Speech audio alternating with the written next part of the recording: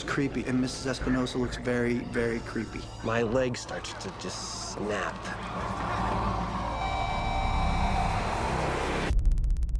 I'm Robert Hall. I own Almost Human. We created all the makeup effects and props and special disgusting things for quarantine. He's a super realistic artist. Robert Hall can create a prosthetic and put it on a person, and you cannot tell where the rubber meets the flesh.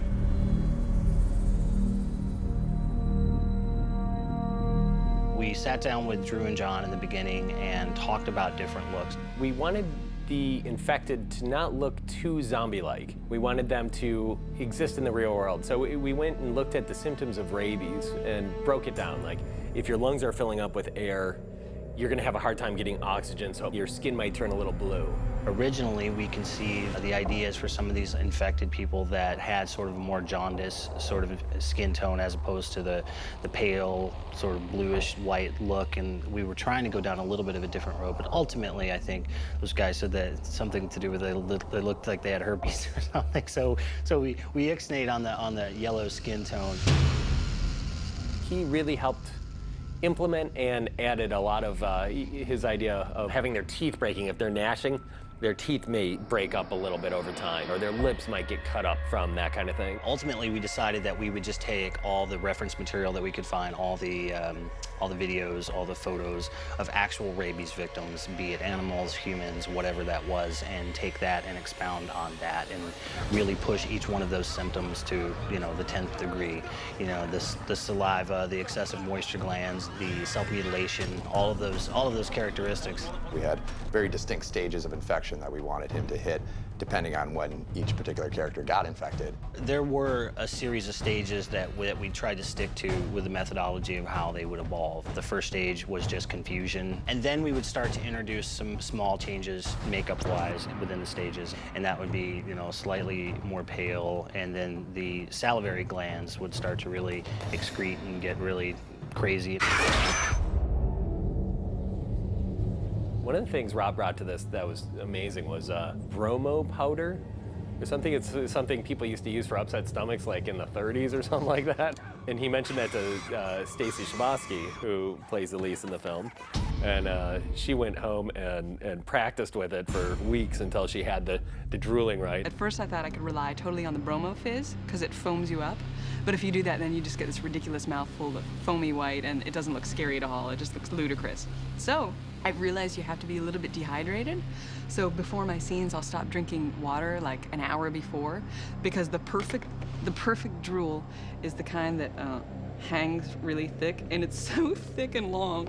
I've actually, after an hour of shooting, I've actually been able to take my finger in my drool and go and do stuff where it doesn't break for, like, you know, I could get a pile about that big. We used a lot of, you know, KY jelly and slime, and, you know, relied on the actors' own irritation from their contact lenses to create the tear duct moisture. Yeah, one challenge we faced with this was the contacts themselves. You know, it was a very dusty building, and, you know, the contacts don't just go around, you know, the middle part of the eye, but they're huge, and they sort of go over the whole eyeball. And the way this movie is, we shoot all day, so basically I'll have these on all day, and then my eyes will be irritated. I know it. A little tired. Yeah, no, what we do is just like the other ones. Look straight up for me. And then down towards the very tip of your nose. Very good. Stay down. Look all the way up. Yeah. How does that look? There we go. We've got a big bubble there, but we'll work that out. And over time, certain people didn't take very well to them. Like one piece of dust or something in one of those just drives people out of their minds. There we go. Yep, most of it's gone.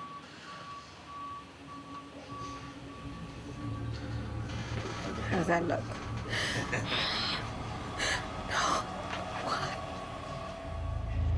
It can't see us. If it can't hear us, it won't find us. The Thin Man was interesting from the script because it wasn't really described a whole hell of a lot. John and Drew certainly knew what they wanted him to look like, and then I guess they sort of left it open for interpretation.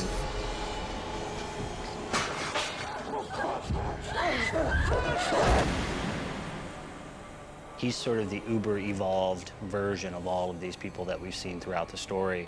So he had to be scary, and he had to be creepy, and he had to have those same characteristics that we put in everyone else, but just pushed really far to the extreme. You see that scene, I mean, arguably that's the scariest scene in the film. I still am not sure if that was a guy or a girl. Like, I'm not really sure what's going on there, but it's freaky. There's this weird androgynous creature who's like probably the most terrifying thing I've ever seen put on film. Another big challenge for us was the way we were shooting it. And action. All of these effects had to be invisible.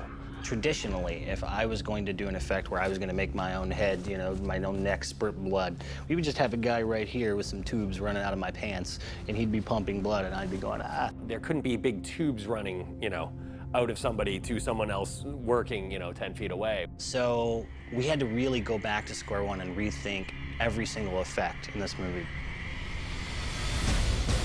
We couldn't do any of it the way that we would normally do it.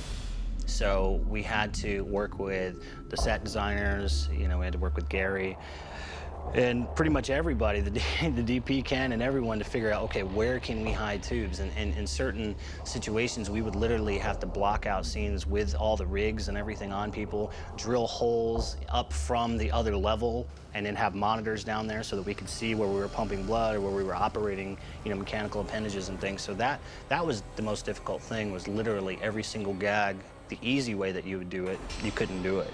He really brought a lot of interesting ideas to it and totally got where we wanted to go with this and was able to, you know, use his effects to keep us in the real world, but add a real dramatic flair. I think it's really a magic artistry that he puts together on these films.